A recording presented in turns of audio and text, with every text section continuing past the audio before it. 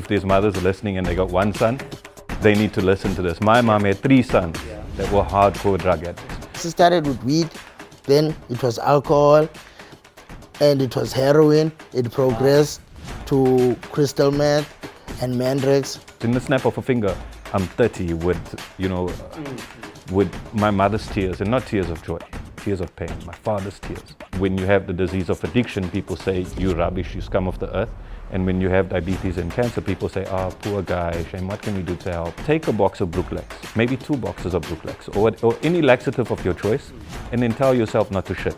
Let's reduce the demand. Then there'll be no need for supply. So addiction is everyone's problem because one addict affects at least 16 people. Yes, and his brother, they gave me love. They loved me until I learned to love myself too. Addiction kills. Addiction is killing our youth. It's killing the dreams and aspirations of our youth. Hello everybody, and welcome to another exciting episode of Man in the Arena. As you all know, my name is Dharmesh Daya, and here on Man in the Arena podcast, we talk to interesting people, hear of interesting situations, and maybe it affects your life in some weird, wonderful, glorious way. Now, one of the things about life is serendipity. You meet somebody, you know somebody, and all the pieces of the puzzle come together. And that's exactly what happened here when I met Yash. I visited him a couple of weeks ago, and we spoke about the company he has, the project, the life he has. It's called 4 Brothers. And so today we're going to be discussing 4 Brothers with Yash and Sia. Thanks for coming on the show. Yash, tell us a little bit about yourself and 4 Brothers. Yeah, so thanks for having us. I don't know if I can put it in a little bit, but yes, the place is called 4 Brothers Drug Recovery Center. We're based in Gunoobi, East London. So when you say, I visited you, just so that everybody knows, there's a Gunoobi Manor. Yes. And you're opposite. So we're there. directly across the road from Gunoobi Manor, the Okay. wedding venue. Okay. And we are on Google Maps, so if you just type it in, it will direct you to us. So the name of the place, 4 Brothers. My mom had 4 sons, and if there's mothers listening and they got one son, they need to listen to this. My mom had 3 sons that were hardcore drug addicts. So when we're talking jail time, we're talking hospitals, we're talking police vans, hospital. They've been through the mow. And my parents had 3 sons in active addiction. It's called 4 Brothers. As I said, we're 4 boys. 3 of us went on to drugs. The 4th son, he had his head screwed on right. So he's always been trying to support us. He's always trying to be, over the years, I was 16 years in addiction. My late brother was 22 years in addiction. My youngest brother, 14 years in addiction. What sort of addiction are we talking of here? Is it drugs? Drug addiction. Yeah, drug addiction. So my drug of choice was, started off with weed. It went on ecstasy, then it went on to cocaine, and then cats, and then crystal meth. So it's progressive. My next step would have been heroin, and Siabongo will tell you all about that because he went to the next step. But that in itself was bad enough. It took me to my bitter ends, to my rock bottom, where I was 30 years old, and I was on the streets of Rosettenville. That can sum it up. For a 30-year-old, it's went to Hudson Park High here in East London. I studied at the University of the Free State. That opportunity was squandered because that's where I got into cocaine, and my addiction progressed and got worse and worse, and I couldn't keep a job for more than a month. At the age of 30, I was looked at as a boy that couldn't buy himself underwear even. So not a man, a lot of disappointment, a lot of pain, a lot of shame, and during the progressiveness of this tornado of destruction. I like that word tornado because it is a destructive force. And it was just getting stronger and stronger and stronger. In this time, I always had this deep earnestness to stop. Because, it starts off fun and games. It starts off, let's say fun. We have the invincibility of youth. We think we're still young. So at 21, you can't tell me stop doing drugs because I'm having fun. Yeah, nothing's gonna affect you. I'm still young. I can deal with other big people stuff later. But that was my downfall. That was the enemy, the invincibility of youth. Because in the snap of a finger, I'm 30 with, with my mother's tears, and not tears of joy, tears of pain, my father's tears. We've got a 65-year-old man looking for my dead body on the beach, walking 10 kilometers on Nahoon Beach, because I was suicidal. And he found my clothes, and I was in the psychosis because I'm walking around naked. You see this in the movies, but you don't actually realize it until you speak to somebody who's been through something like this. So, I always wanted to stop, but I didn't know how. And as I said, the fourth brother tried by all means to get us clean. He took us under his wing. He kept my youngest brother with him for 9 months every day. He was basically chained to him. And as soon as my youngest brother got a gap, he started using again. So, I mean, the point I'm trying to drive across is that the one brother, the eldest brother, he stood by us, he supported us, and he just wanted what was best for us, but he just couldn't get it right. Yeah, so there's a way to get out, of this. Yeah. We'll come back to that, but see, Okay. I know I see you there. You from offline, you've got a great, I don't know what to say, great story, but you've got an interesting story to tell us about your drug addiction path and how you overcame it. Just tell us a little bit about that. Okay, first, my name is Sia and I'm an addict, I was in active addiction for like 22 years, It all started at the age of 15, due to lack of self-love, Okay. I was a spoiled kid, chubby kid, used to play rugby, I used to get bullied at school, so I hated myself. Oh, shame. People had never wanted to be me, I just wanted to be someone else. That's one thing that drove me to the drugs, I wanted to be the so-called cool guys, Okay. Even though I knew these cool guys, they smoke, they drink, So, it's like I sacrificed myself to fit in, Yeah. because I did all the wrong things, knowing at home they're not allowed, Okay. I grew up in a Christian family, they're strict, so I was taught not to smoke and drink, And then but it just to progressed fit in, it progressed. It started with weed, then it was alcohol, and it was heroin. It progressed to crystal meth and mandrakes, So before I came to Four Brothers, I was smoking all three drugs. I was in heroin for 18 years of my life. That's Smoking heroin, That's unbelievable when you just talk about these things, and the fact that you're here now in this green room, in this podcast, and life can change. It can change for the better. Yeah, it can change. Yeah. So then we come back to you. You've had this story, and then how did Four Brothers come about then? Yeah, so by the grace of God, I ended up in a rehab, which worked for me. It's called Breaking the Chains in Lenasia, Johannesburg. Yeah. It was the first rehab that I've been to. And when I went in there, I was a broken man, as I said. But I had no idea that I was going to get cleaned up. Okay. Because in my time in active addiction, while I was on drugs, I never really meet anyone that got off drugs. And all my friends that were on drugs that went to rehab always came out worse. That was my justification. Like, no, rehab's not going to work. But luckily I was forced into this rehab because of my situation. I had nowhere to go. And my eldest brother, I eventually said to him, do whatever you want. Yeah. Whatever you say, I'll do. Then he said, okay, you're going to rehab. At that rehab, I found out that I have a disease. It's called the disease of addiction. It's listed with the World Health Organization.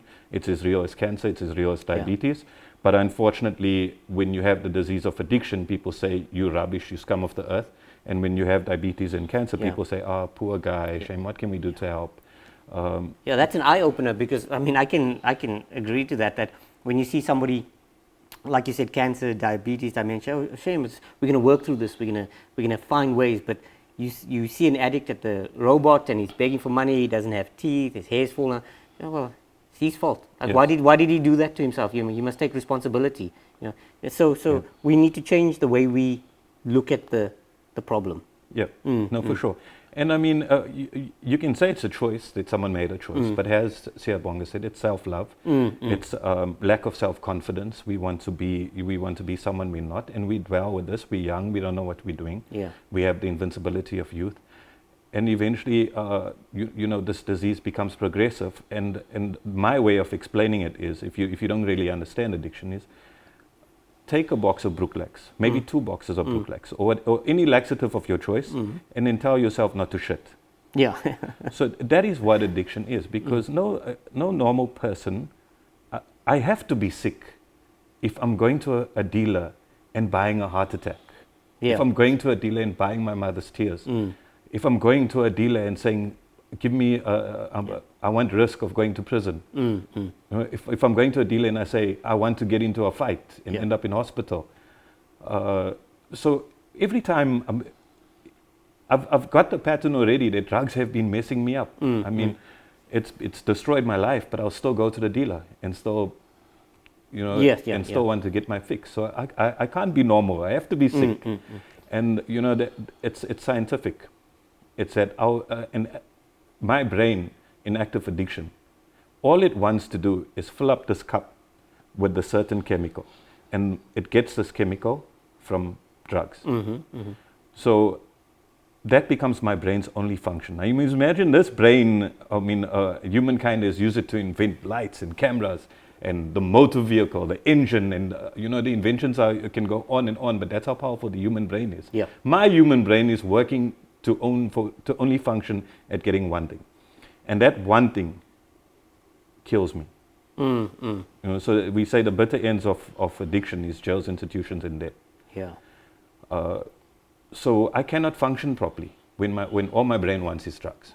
So you've got to retrain your brain, essentially. So my brain doesn't say to me, Yeshigan, you want drugs. Yeshigan, go get drugs. It's not telling me that directly. It's telling me, Yeshigan, you have a problem with your mom.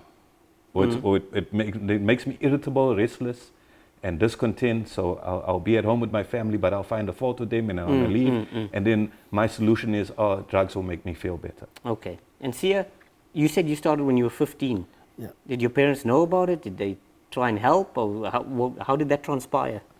Yeah, they found out I smoke weed, you know, but I used to lie all the time. I used to say it's my friends who smokes weed. You know, but they thought I will eventually outgrow it because they didn't know about addiction. Okay. Remember, they didn't know it's a progressive illness. I will progress to other drugs. So if somebody's watching and their child is fooling around with weed, what would you tell the parents now? I'll tell the parents he needs help. Because I know he will progress. Because I also started with weed. You know, it's a gateway drug. Okay, because you almost see like weed has almost become acceptable now. It's a little bit of weed here, it's a little bit of mushrooms there. But that's where it starts. I mean, nobody starts just taking heroin.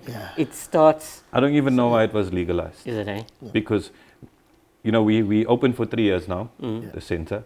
We've got about 150 guys that are clean in East London in the 3 years. And if you speak to any of the 150, they would tell you that weed was the first drug. Really, eh? First hardcore drug. Well, most probably cigarettes and then weed. So, I mean, it is definitely a gateway drug. So now explain to me, your son has got an addiction. And they see or hear about Four Brothers, they watch the podcast, they come to you. Can you bring somebody to Four Brothers if they don't want to come? Can you force them to come there? Yeah, so there is a thing called a Section 35. We have a very good social worker in East London. Her name is Samantha Beaumont.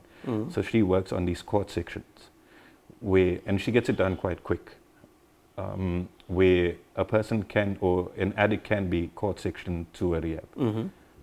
So where he has a choice, it's either jail time or you come to Really? rehab. Okay. So they come to you, and then, I mean, do they stay a weekend? Do they stay a month, a year? How does this work? So we've noticed that we need 90 days at least to work with an addict. That's what we need. Anything below that, we're not getting the full program in, and the chances of the addict staying in recovery is lessened. But we went above and beyond 90 days. We do a 101-day program, and 101 has a spiritual meaning. Where it means, you know, it's like rebirth, it's renew, it's a new energy. So you can Google the meaning of 101. It's quite powerful. And then, so somebody comes to you, they spend 101 days there. I mean, you were at the facility for about. What is the average day life of an addict there? I mean, is there meditation? Do they paint? Do they run? Do you make them build pyramids? I mean, what is actually involved in the day-to-day? Yeah, so we use a 12-step program. It stemmed from Alcoholics Anonymous. Okay. This program's it's statistically proven to be the only way. Okay. So when I say that, we can have there are, addicts that have found other ways to stay clean. But if you look at the numbers, they 1 in a million. So statistically, it's proven to be the only way. It's been working for alcoholics, since the time Alcoholics Anonymous came out, which was, 100 years ago. Yeah. And currently, 30 million addicts it's working for. So, but it also depends. Just to jump in there, when you talk about, you mentioned alcohol. If somebody's got an alcohol abuse problem, can they also come to Four Brothers, or was it somebody? You just explain to me, how does that work? Yeah, so most definitely, it's addiction. Any sort of addiction. Any sort of addiction that makes your life unmanageable. So guys are not going to come into the center because they're addicted to gym. Guys are not going to come to us, because they're addicted to lollipops. Because you're not going to sell your shoes for a lollipop. You're not going to sell yourself for a lollipop. Yes, yeah. It's not going to make you financially unstable. It's not going to make you spiritually unstable. These drugs are expensive, aren't they? I mean, I've heard cases of children who've sold parents' cars and sold their furniture and did crazy things to get that fix. Yeah, the problem lays when the drug is cheaper. Because then, and the fix is quicker. Okay. So then you need more and more and more. And then it's so cheap that if I have a 20 rand, and active addiction, and my drug of choice is 50 rand. Yeah. Then I know I only need 30 rand more to get a bag. I'm almost there. It's so little money. I can drug any, it enables me to drug because it's so cheap. And then how can I put it? Because because of the price, there's more demand for it. Okay.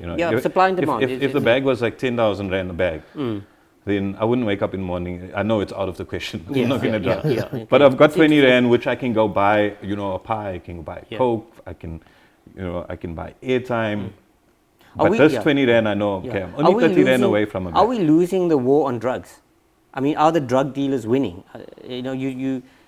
We've got such a high crime rate, murder rate and rape.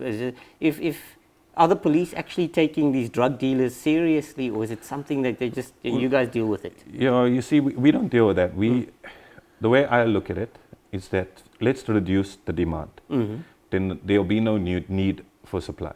So I said in East London, 150 addicts that are not buying from the dealers, which is affecting their business. So if we can get rid of the demand, if we can get enough guys into this program, which works, then who are the dealers going to sell to? Yeah. And then Sia, how did you end up at Four Brothers? Was somebody taking you there? How did you know you were at rock bottom, and how did you get up to Four Brothers? Okay, I knew I was at rock bottom because I lost everything. My addiction took me to jail. Really? It robbed me of my opportunities. I went to school, studied music. I'm a piano player. Really? It stole my dreams. I also couldn't keep a job because I used to steal at work. Eventually to a point where I even stole at my home. Really? To a point now, my mother has to put a protection order against me. Because I would do anything and everything for the drug just to get high. I'm always chasing that high. Eventually nobody wanted me around. Eventually I got depressed because I could see my life is going down. Because at the age of 37, I had nothing. And I look at the guys my age, their lives are progressing. They have cars, they've got families, they've got houses, Me, I'm just losing everything. Because at some point I had a car, I had a job, I lost it to active addiction, so things can spiral out of control quickly. Very fast. And snap off a finger. And I ended up going to prison, and I ended up getting more criminal records because now, and I lost hope, And after my parents died in 2020, I buried them within a space of 21 days. Oh, shame. I just lost more hope. I got depressed, I just wanted to die and kill myself because I tried several times to stop and I couldn't. I thought at some point I was going to die an active addict. I was going to die using drugs, I was just killing myself slowly with the drugs, And at some point, it drove me to a point where no one wanted me around. I was so lonely. Shame. I was so sick and tired of the life that I was living. I used to sleep here in Oxford Street in the pavement, there close to Forbes. That's how my life. I saw, hey, Yeah. So you Now, made the I was decision, just sick and tired of the life that I was living, you know.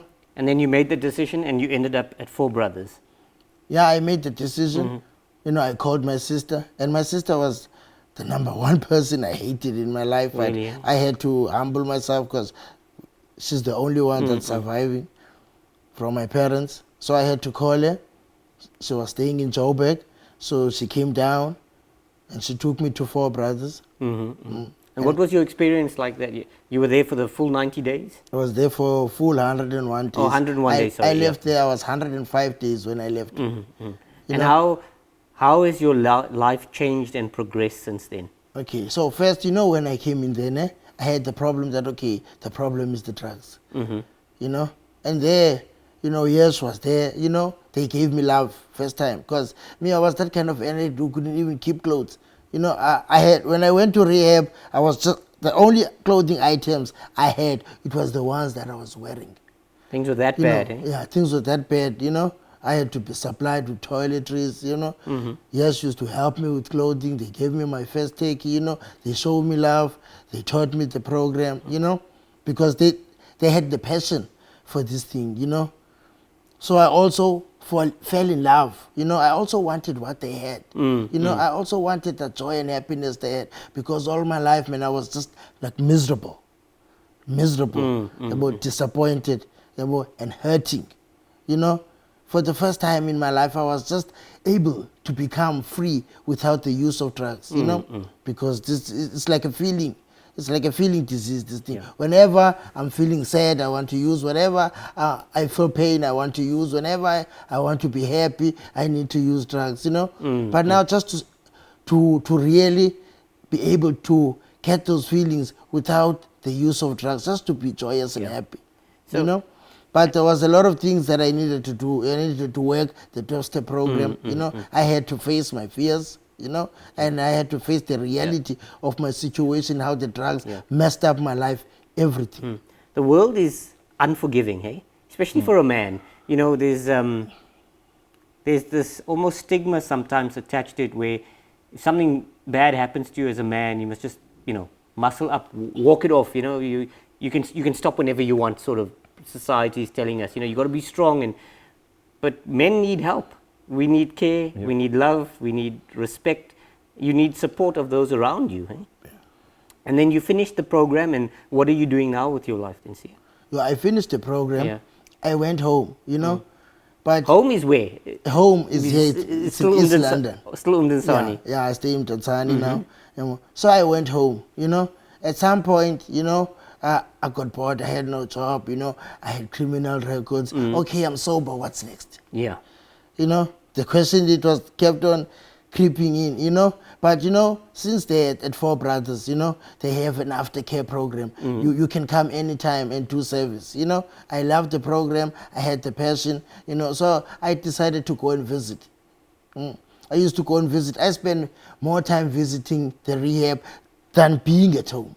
Okay. You know, because I had a passion about the program and about helping people, you know. And I also had to now show my gratitude. The place helped to save my life, you know. So I also need service, to do service, you know, and also help other guys with the work, you know. So I started doing that, you know. So Yesh and his brother, they saw the passion I had, you know, for helping the still suffering addict, you know, and the passion I had for the program. I was like 8 months sober when they gave me the job. You know, I started to work my way up, you know. And how long have you been sober now?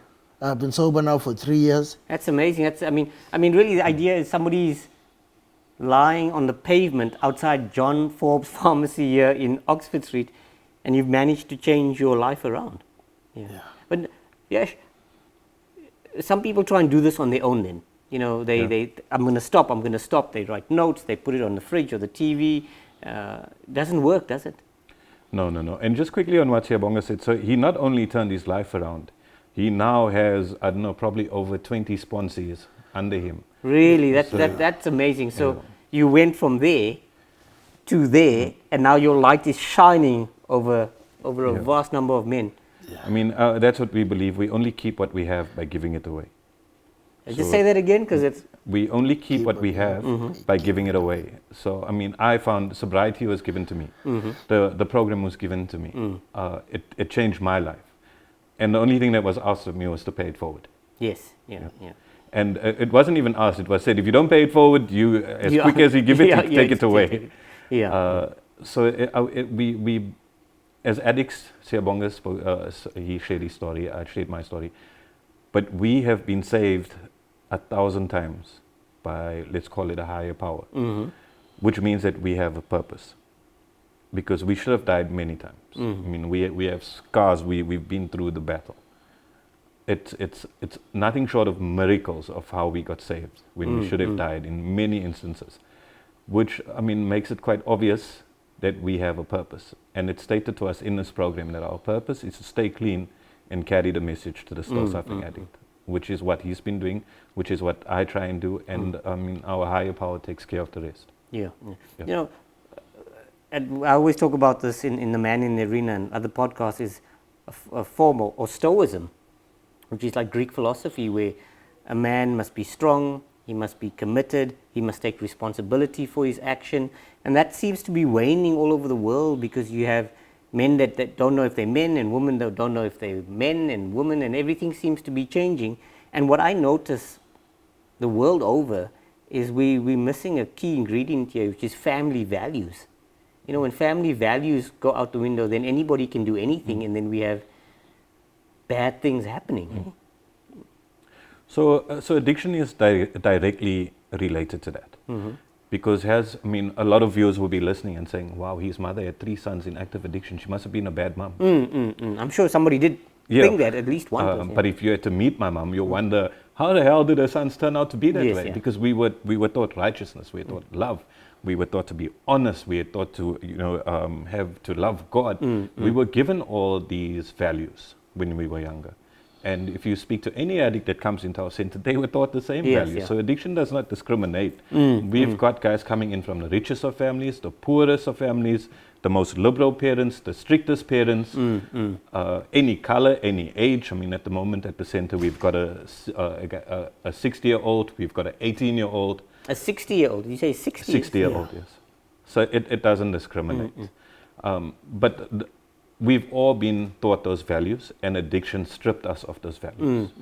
Because you cannot have those values and still excel in your drugging career. So let me explain it. I can't, if I'm in addiction and I need drugs and I need to drug, I can't be honest. I can't have good associations. I can't be your friend, Dharmesh, because you don't drug and you're a winner. Let's call you a winner. I can't stick with you because that means that I'm going to have to stop my drugging. I can't drug with you. I can't drug with my mom. I need to alienate her. I can't drug at work, so I need to alienate the work. I need to say I don't need this job. I can't drug at school, so I have to say I don't need education. And my mind, because I have the sick mind and it's so powerful, it will tell me, yes, Shigan, most self-made millionaires are not educated. You don't need education. You can start a business, but that didn't go well for me. I've mentioned this quite a few times, that one of my philosophies in life is the books you read and the people you associate with, to a large extent, will determine where you go. So it's true what you say. If you hang out with bad people, bad things are going to happen. You want to hang out with good guys, good family values, good morality, and good things can start to happen. But now, somebody's watching this and see, how would you know if somebody's addicted? How would you know if your child or your brother or your sister or somebody you care for is addicted? I mean, what are the signs? Is there physical signs, psychological signs? How do you pick this up? First, they start to lose their moral values that we were taught. Yes, you can just explain. You start to lie. You start to manipulate. It has the behavior changes. You start to steal. So the problem, most of the time, the program tells us, our drugging, it's our primary symptom of our addiction. The problem is us, which is our behavior and our attitude. So you can pick up, because I'm sure a lot of the times maybe the parents see it subconsciously, but they don't want to admit it. They don't want to say. Yeah, that's a big problem that we have, a very big problem. As I said, because of the stigma attached to addiction. A parent does not want to have a child that's a drug addict. And there are definitely signs. a lot of drugs make us not able, or it takes our appetite away. So you'll see an addict will stop eating as much, Okay. the weight loss, the irritability. It also makes it difficult to sleep at night. So you'll see a lot of restlessness at night. Yeah. And Isolation. isolation. You see, your child So you will be at withdraw, home in would the you room would you the whole time. withdraw? Yeah. I read a study. Also restlessness, irritability, Yeah. discontent, and Yeah. What about, I read a study in the US, so many people are being addicted to cough mixture and stuff like that. Is that something you see people, can you really get addicted to? it's not only in the USA. Is it, eh? We've had many patients already. So over the drug counters, you go to the pharmacy, you get some cough mixture, you get addicted to it. Yeah. Yep. Here now in South Africa, they call it lean. Lean. Yeah. They take cough mixture Yeah. and mix it with a soft drink, maybe Twizzler or Coca-Cola, and it makes you psychotic. Really, eh? Yeah. It's a drug-induced psychosis, and you must. It seems harmless, cough mixture. Yeah, cough mixture and cool your drink. soda and Yeah, cool drink, yeah. but they're usually our hardest patients to work on because of the psychosis. So what is psychosis for somebody who doesn't know? Explain that to us. A psychosis is where you. You lose It's- your mind. Yeah, Is it- you lose in- your mind. Your mind is not functioning in the way it's supposed to be. You're not functional. You lose touch with reality. Yeah. You become, you hallucinate. You become,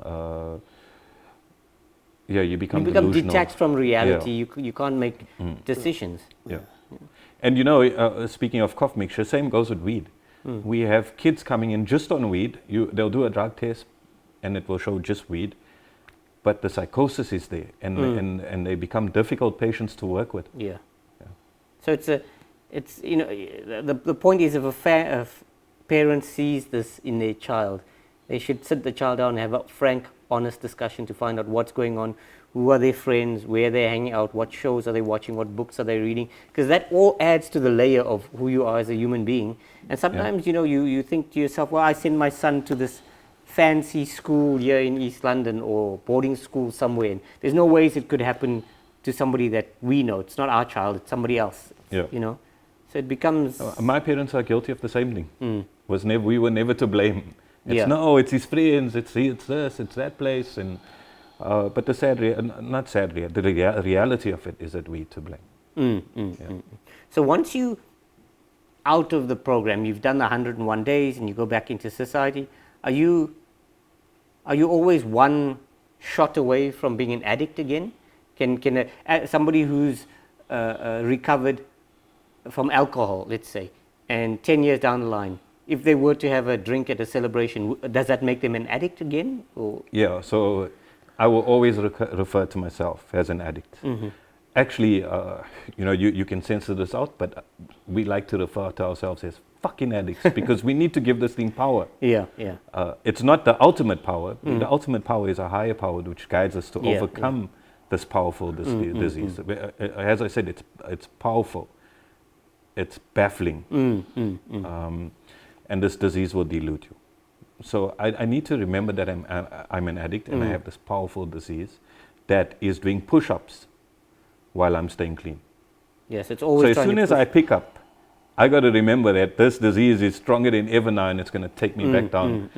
There's stories of guys that were 20 years clean, and they decide, okay, I can have a drink now. a celebration and drink. within a couple months, they're back to where they were, even worse. Really. Yeah.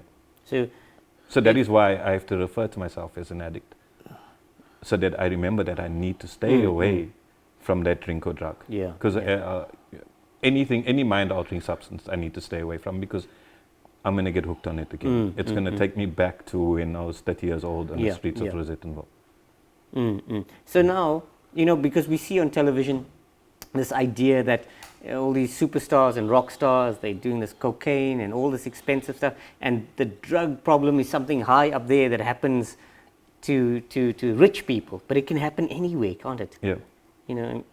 You said, from Umdansani, is drugs a big problem in the townships now? Yeah, it is a big problem. Where does unemployment come into this? Do you think there's a link between our youth being unemployed and drug addiction? The problem at the end of the day is the choices we make. whether it's unemployment or not. We're the ones that made the bad choices. So you take responsibility for the bad choices. Yes. Yeah. Do you think there is a connect between unemployment and drug abuse and addiction? So from my story, in 16 years of addiction, I couldn't keep a job. When I sorted out my addiction problem, I could keep a job for 5 years. Yeah. And when I left the job, I was asked not to leave the job at a big corporate company by the CEO and by my managers. Suddenly, if we're talking in employment, my addiction made me unemployable because I had these habits that were formed that needed to be formed to sustain my drug abuse. And those habits were lying, cheating, stealing. Yeah. So I just couldn't be honest. I couldn't be real with people. I wasn't trustworthy, and I wasn't consistent. Because of my drug use, I would have a job. I mean, first week on the job, and then I disappear for another week. Which employer wants to keep an employee like that? I worked as a stockroom boy at Woolworths, which is the lowest job you can get there, and I couldn't keep that job. And even the manager then said, she doesn't know what's wrong with me because I'm supposed to be a manager of a company, or owner of a company. And you followed the same path. Once you get into drug, you can't have a normal life. There's no dependability because you're here, you're there, you're everywhere. You can't hold a job. Yeah. Also, I couldn't hold a job. I used to work at stores, and I used to get fired because of stealing. Yeah. I ended up having a criminal record, so I decided to drive a taxi. By now, I was employed like over 30 bosses by now. I couldn't keep a car for like a week. Yeah. I would end up smoking. So the you money fail that I was there, supposed to you go take back it. to drugs, you fail there, you go back to drugs, and this tornado just pulls you down. And So down. Dharmesh, I'll put it to you this way: 90% of our patients at the moment are unemployed. And when we look at our guys that are staying clean, within 6 months, a year, they're starting to become employed and they're excelling at these jobs. We like to say, or in a lot of people in this program say, if you want to hear the word of God, you can go to a religious facility. If you want to see His handiwork, then meet people in this program. Because the success stories, guys coming into the rehab unemployed, and they're staying clean, they're focusing on their recovery, and suddenly they got the job, and suddenly the bosses are impressed with them, and they're getting promotions, and they become an asset to a company instead of liability. So here's the thing now, parent out there, you're watching, and unfortunately your son has become addicted to something, wrong friends, wrong books, wrong influences. Why don't you go to a psychiatrist or a psychologist? You can go. I'm not saying people must come to you. I'm just trying to figure the lay of the land here. So if you had a problem with, if you're a smoker, would you go to a psychiatrist to stop smoking? Or would you go to someone who was a smoker and stop smoking? Point taken, you want to go to somebody who's been through the process, but is there a place for psychiatrists and psychologists when you're addicted to something? I think... Because from what I gather, sometimes they medicate you to get off medication. So it's quite often we've noticed that there is a misdiagnosis. Where a lot of patients, to put it this way, I was, as I said, walking out naked on Nahoon Beach. I was suicidal. If I had to see a psychiatrist in that state, their go-to solution would be medicate me. It would be antidepressants, it would be mood stabilizers. But my problem was addiction. The underlying problem was addiction. So when I got rid of didn't get rid of that, but when I brought this disease to an arrest and I managed to control it and I'm not using drugs anymore, I am far from suicidal. Our motto is addicted to life. If you meet me, I love life. You meet Siabonga, at the moment, we're a bit reserved, maybe the cameras are on us, but meet us on a Saturday night and you'll see you'll see people who love life. So we're not saying don't go to a psychiatrist, don't go to a psychologist. We're not saying one is better than the other. We're just saying look at the options when things go wrong, when parents are looking for answers. And one of the worst things I've seen out there, and I've been guilty of it myself, is you get a cough, you get a chest pain, what do? You Google. you go self-diagnose. And I mean, you can't self-diagnose yourself out of addiction. Yeah, You no, know? you can't. Even if you knew you were addicted, which sometimes you don't know, how are you going to solve the problem Yeah. by yourself? You need to surround yourself with like-minded individuals and Sure. people. And now let's get back to the four brothers. The four brothers, that's your family. How is it run? I mean, is there donations? Is it the government? What is the business? So we are registered as an NPO. I think it's something that we knew it. So just to get back to how we started off quickly, to summarize it. Ever since I got clean, Sumation, my late brother that passed away in July, got clean, and my youngest brother Deshan got clean. We've been working with recovering addicts, and not just once in a while. It became our passion. It became something we live for.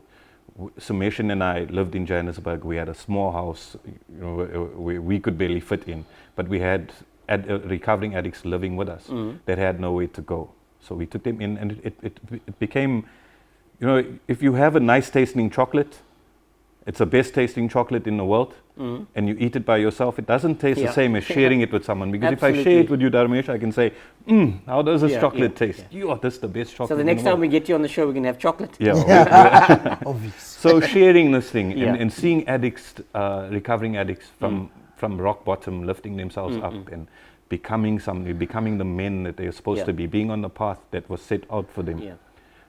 It's fulfilling, and and God blessed us in our lives. Just by staying clean, we managed to succeed in life. I kept my job, as I said. My brother's mission was, he kept his job. We managed to buy things for the first time. We're buying a watch for the first time.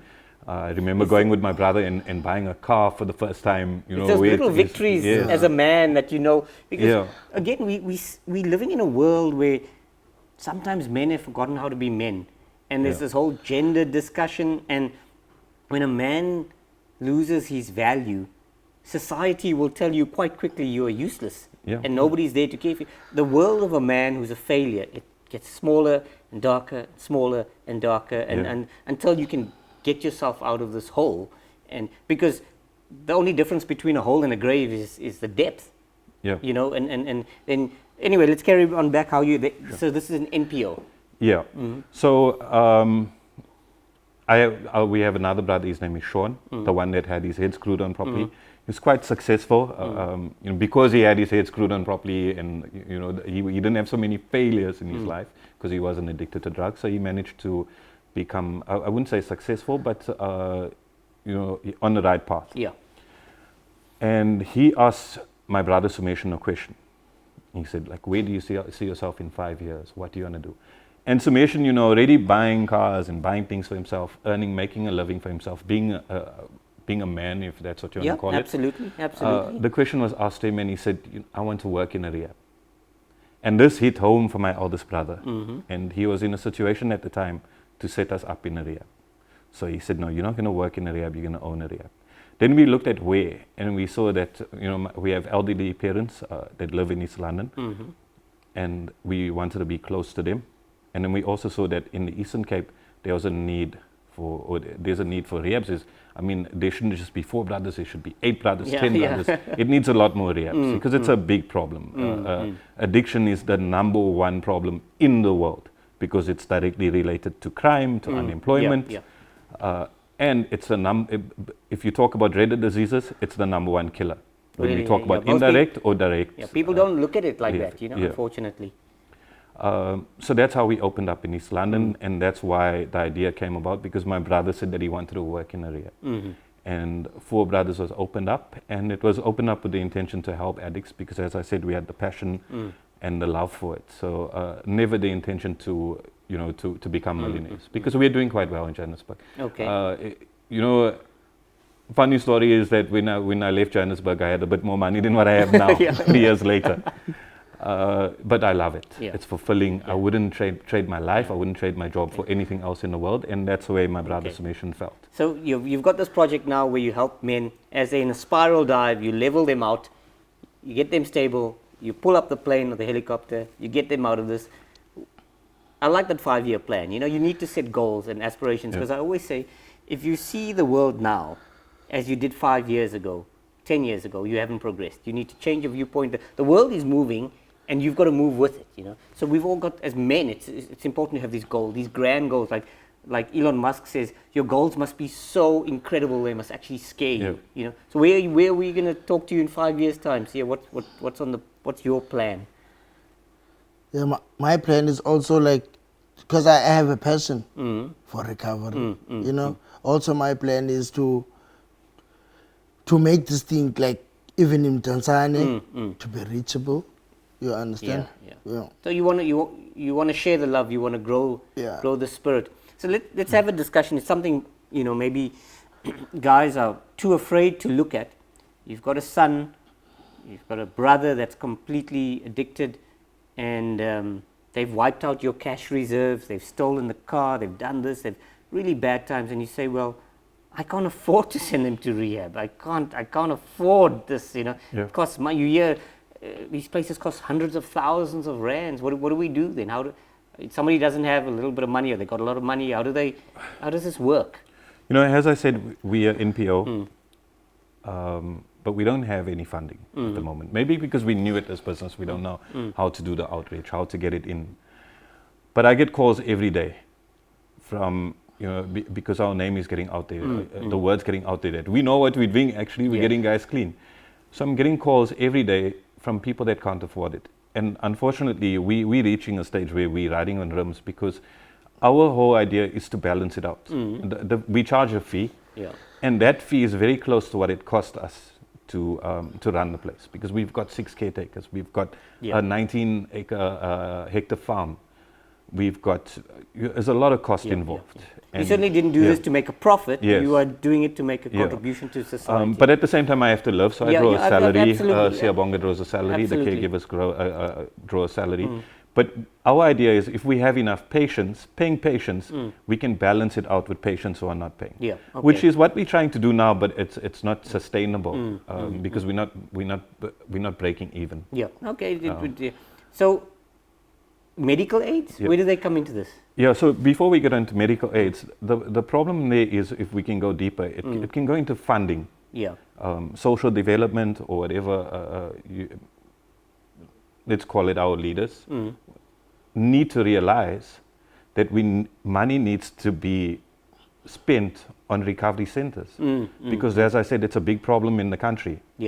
And I think they need to have recovering addicts helping them and working with them on this project, because they don't know what they're doing. I mean, at this last substance abuse forum or convention, the solution for heroin addicts is to manufacture more needles. That's the solution. That doesn't compute. Even for a person like me, you know, because then they're doing it more safely. Instead of saying, let's open a rehab, let's get them clean, the solution is to get more needles and syringes. I think that's the daftest thing that I've ever heard. This whole woke society, this whole gone to the right, gone to the left. But that's the thing. You have someone who's running substance abuse, who's never been, who has no experience with substance abuse. And the wrong solutions are coming about. Like with us, we've got a license for 90 patients. Why can't we get funding from government to fill up the rooms? So obviously in governments, it should be in their best interest to get addicts off the addict train and into the job market to create sustainable employment. Unemployment, crime rate. I mean, let's work on East London alone. We can clean up East London. We can take down the supply where there's no need for drug dealers. Sorry, what? You see, the conversation really gets deep, because the drug problem isn't a laser. It's a shotgun. It affects everything and everybody. So you need funding from the government. You need funding from business. So that's the thing. We've been to, Siyabonga and I have both been to discussions. A lot of money is getting spent on awareness campaigns. A lot of money is getting paid on funding is going into outreach programs, and people going for counseling to Egypt and different countries. A lot of funding is going into that. But what is the message in these outreach programs by people who have no experience with addiction, who has never taken a gram of cocaine, who has never done who hasn't smoked a weed or even taken a puff? What message are you giving? if you have no experience. Yeah. And when I mean experience, I mean I'm a hardcore addict. I've got my honors, I've got my masters, I've got my PhD in drugging, Yeah. and so does Siyabonga. Yeah. So these are the guys that you need helping you, recovering addicts who have been there, who can give the message. But my point is that so much money is getting spent there when you can say to not even 4 brothers, even if it's other facilities, here's money, here's patients, let's book them in. And why I'm saying that is because I get calls every day from mothers, from fathers, from sisters who heard about us and they want to send their people, they're excited about sending their loved ones to us, but we charge a fee and they cannot afford that fee. Even if that fee can be 1,000 rand a month, families cannot afford it, let alone medical aid. Yes, yeah. So medical is expensive. Absolutely. And the reason for that is sometimes it's the father in the family that's in addiction. How is that family making money when the father's in addiction, and we know that addiction bankrupts you? So there's no money in the family, but we need help for the father. So how does that come about? So we need to look at, okay, let's look at the recovery of centers. Let's look at what they're doing. Let's look at the success rate. Let's look at what works to keep the guys clean. And then let's put the guys in the program to get them clean. So So we need a whole of society approach here. It's not just 4 brothers that are fighting this battle. Everybody needs to chip in and do their bit. And do their bit. I mean, we do our bit by, as I said, we charge a fee. And, the fee that we charge is nowhere close to what, your fancy rehabs are charging, where it's like 100,000 for 21 days. So we're very reasonable. Yeah. And we also, with that fee, if we got enough patients, as I said, we can You can subsidize we can those subsidize. who can't afford to pay. But not 90 beds. Yeah. 90 beds, we do need help. We need sponsors. We need, society to get involved. We need government to get involved. So hopefully, people watch this podcast, hundreds of thousands, maybe even millions, going to watch the podcast and they're going to see the great work that you're doing. And the way I see it is you don't necessarily have to know somebody who's an addict to come and help, to get involved, because who knows what's going to happen in the future. Somebody you care about, somebody you love. And even then, even if nobody in your family ever got addicted, you still want to do good in society. You want to do something. Yeah. There's a very strong message. You might say addiction doesn't affect you. There's no one in your family that's done drugs. And you have a daughter, she's young, your life is rosy. This daughter turns out to be a drug addict and ends up in, we call it a lolly lounge. It's a house where, where addicts go to use drugs. It's called a lolly lounge. A lolly lounge, yes. And sometimes females go into these lolly lounges, even men, and sell themselves to get more. So that could be your daughter. But you're saying today it's not your problem because your daughter's 2 years old. So addiction is everyone's problem because one addict affects at least 16 people. So you heard that one addict will affect at least 16 people. Yeah. Affect the lives of at least 16 people. And we're talking about mentally, we're talking about financially, spiritually, physically. Yeah, because while I was in active addiction, I thought I never affected no one. But only to find out that I affected my whole family. My mother used to go to rehab for depression. I affected the community because I used to break into people's houses and cars, and I told a lot of people to smoke these drugs. So I destroyed the community. It's interesting when you put it. Now that you've been sober and you've been living this life, what is the feedback from the community been? Can they believe it? They do believe it. Just like Yeshagan said, even me, I stay in the location. When people see me, they become happy. Some they say God is good, because they could see the change. Because, at some point I was hopeless. And people said, nah, I was a good for nothing. People lost hope in me. They thought I will never be able to change. But now once they see me like this, and see me, the kind of work that we do, they also want it for their children. Absolutely. We want to but see the goodness. problem is, they don't afford the rehab because there's a fee. The rehab needs to run this food, So we need funding. We need funding. Everything that needs financial backing. We need funding. You understand? Yeah, because at the moment, as we say now, the rehab runs from yes, in his brother's pockets, more than the money that's coming in. Yeah. Because every day, we've got a Facebook page, we've got an Instagram page, and it's linked on my phone. Most of the time, I get like more than 30 messages a day of people reaching out. Maybe only 2 of them could be able to afford the rehab out of 30. Yeah. It's that it's like hospice, You don't really think about a hospice or dare I say care about hospice until it affects you, until a loved one is dying. Then you pick up the phone, and we need to stop that where you don't think about funding you or helping you or whatever the case is until it's too, because almost by that time it's too late. If somebody's already addicted, it's not too late, but you would have wanted to catch it further on. At an earlier stage. At an earlier stage. And I was reading on your webpage, you said a nice sentence here: love an addict until they love themselves. Yeah. That's a beautiful thing. I never saw it like that. Yeah. It's an interesting way to look at the problem. Yeah, it's a saying, but we will love you until you learn to love yourself. Like I said to you, when I came in at the rehab, I hated myself. I was suicidal. Yes, and his brother, they gave me love. They loved me until I learned to love myself too. That's important because the world is hard to men. This room was built by men. The cars we drive in were built by men. Infrastructure maintained, looked after by men. I'm not saying women don't have a place in the world. Obviously, they're beautiful, both sexes. But men can sometimes be unappreciated. And when we talk about self-love, unfortunately, most men will only receive flowers for the first time at their own funeral. We're not.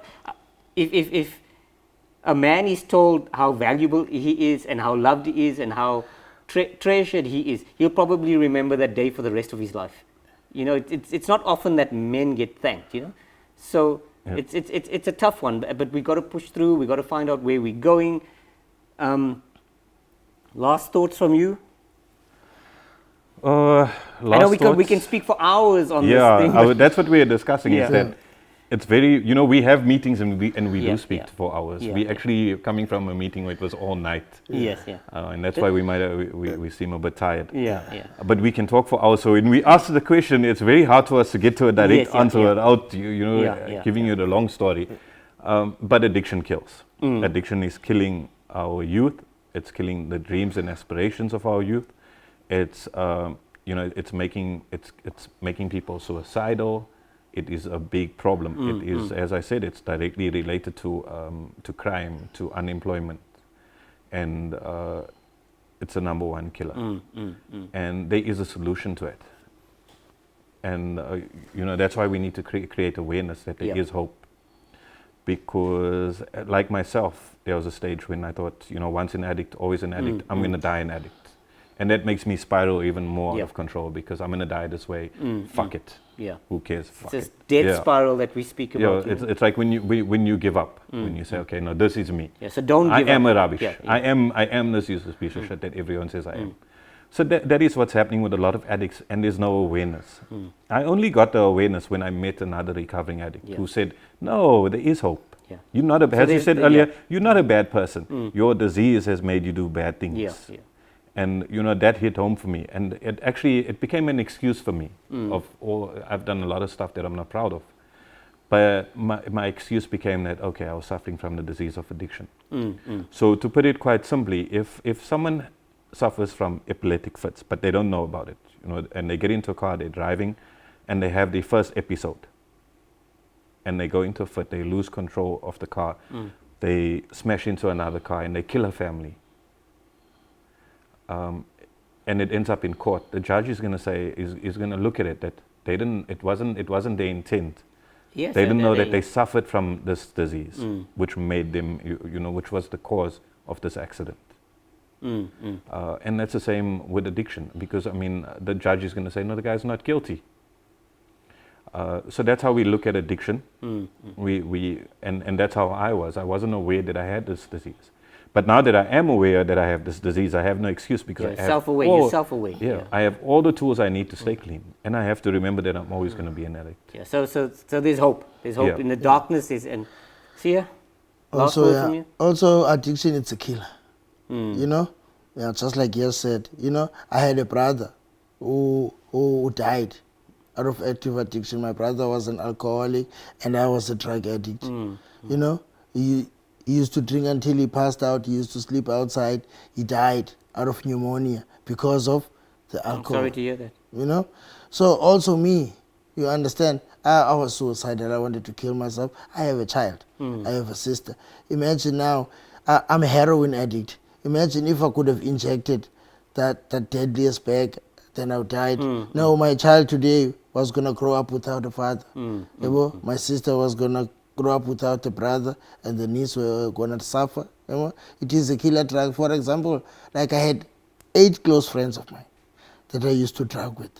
You know, 3 of them, they're in prison. 1 is doing life, others are doing 25 years, you know. 2 passed away. 1 is still on the streets. I'm the only one that I can say God saved his life, you know, and brought me to recovery and brought me to these guys, you know. Yeah, but you did the work as well. You did the hard work. I also have to do the hard Yeah, work, yeah. you know. So there is hope. There is hope. There is but hope. at the end of the day, we do recover.